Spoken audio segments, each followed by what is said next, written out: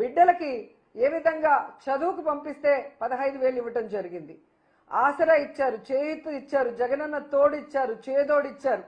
ఇవి కాకుండా కాపు నేస్తం ఇచ్చారు. ఇలా ఎన్నో మహిళల్ని ఆర్థికంగా నిలదొక్కునే విధంగా జగన్మోహన్ రెడ్డి గారు చేస్తే అవన్నిటిని కూడా రాగానే తీసేసి వాళ్ళని నాశనం చేసేసి సిగ్గు లేకుండా ఈరోజు మహానాడుకు శ్రీ శక్తి అని పేరు పెట్టాము అని చెప్తున్నారు. శ్రీ దగా శక్తి అని పెట్టుకోండి. ఈరోజు మహిళని నీచాతి నీచంగా మాట్లాడే పనికి మాలిన బఫూన్లందరినీ స్టేజ్ మీద మాట్లాడిస్తూ శ్రీశక్తి అని పెట్టుకోవడానికి మీకు సిగ్గు లేదని నేను అడుగుతున్నాను.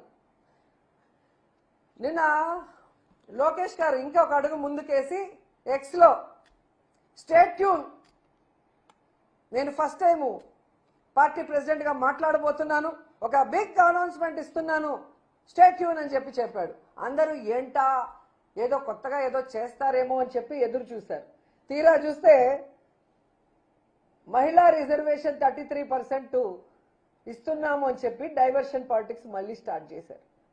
ఎందుకంటే నేను ఈ మాట అంటున్నాను, మహిళా రిజర్వేషన్ బిల్లు సందర్భంగా తెలుగుదేశం పార్టీ చంద్రబాబు నాయుడు ఈరోజు మహానాడు వేదికగా మళ్ళీ 2 నాలుకల ధోరణి అందరికీ కూడా చూపించడం మనం అందరం కూడా గమనిస్తున్నాం. ఎందుకంటే పార్లమెంట్లో మహిళా బిల్లు పాస్ అవుతుందని మొన్న మహిళా బిల్లుని ప్రవేశపెట్టిన సమయంలో డీలిమిటేషన్ పేరుతో కాంగ్రెస్ పార్టీ ఆ మహిళా రిజర్వేషన్ ని అడ్డుకున్నప్పుడు ఆ పార్లమెంట్లో మహిళా రిజర్వేషన్ అడ్డుకున్న కాంగ్రెస్ నాయకుడితో మన టీడీపీ వాళ్ళు బ్రేక్ఫాస్ట్లు, లంచ్లు, డిన్నర్లు చేసిన మహిళా ద్రోహులు కాదా అని అడుగుతున్నాను.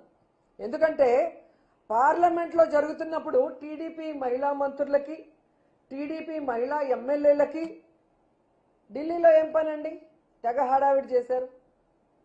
అందరూ ఏమనుకున్నారు, ఓహో మహిళా బిల్లు స్వాగతించడానికి వెళ్ళారేమో ఢిల్లీకి, ఒకవేళ మహిళా బిల్లు అక్కడ ఓకే అయితే సంబరాలు చేసుకోవడానికి వెళ్ళారేమో అని అందరూ కూడా అనుకున్నారు. తీరా చూస్తే అక్కడ ఏం జరిగింది?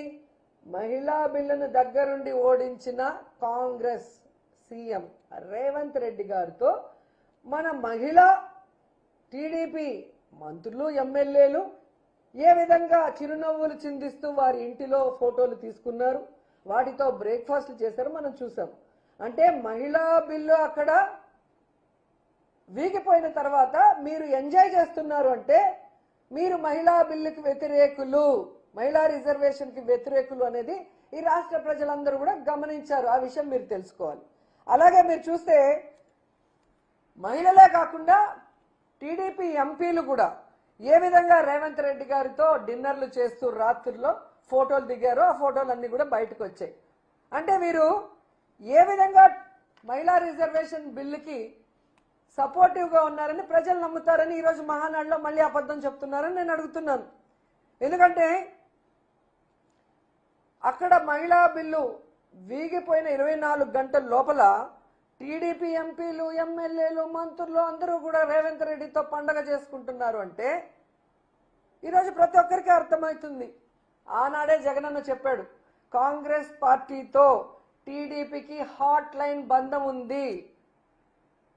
పొద్దున బ్రేక్ఫాస్ట్ బీజేపీతో చేస్తే రాత్రి డిన్నర్లు కాంగ్రెస్ తో చేస్తారు ఈ తెలుగుదేశం వాళ్ళు.